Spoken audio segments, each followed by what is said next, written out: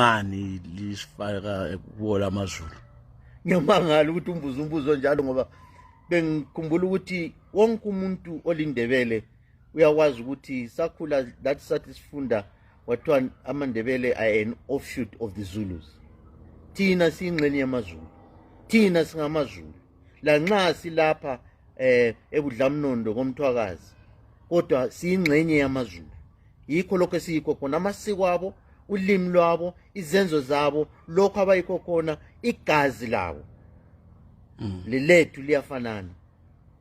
Kungabe kungumehluko nje ukuthi thina singapha kukaNgulukudela bona bangale kukaNgulukudela, kodwa ungakhohlwa ukuthi uMzilikazi usungule isizwe lesi ephuma kwaZulu, ephuma ngaphansi kukaJaka.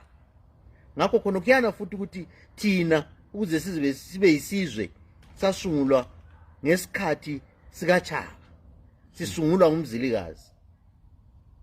Kusenza sibe ngamaZulu oqobo. Yikho lo limi lwethu amanye amazwi esiwasebenzisayo bayamangala amaZulu nxa lixoxa labo ukuthi hawu kadla lakhuluma isiZulu esidala livela ngaphi lina.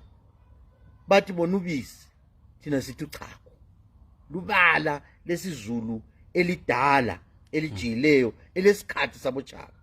Ngakho thina lamaZulu siyinto yinye. Isilo sona ke isikhothemeye kumbe abantwana umntwana ubuthelezi loba nje umunye wendlu esikhosini wakwaZulu swawahlangana la yini nje wena njengomntwana njalo axoxisana ngodaba lwamaNdebele. Mina sengisebenze lamakhosi labantwana besikhosini abanengi. Yena ngokwakhe uZwelithini inkosi ingwenyama yamaZulu ngihlangane laye kathathu. Ngihlangane laye ngo-1995 ngo-August enyokeni esigodlweni sakhe. Ngilungise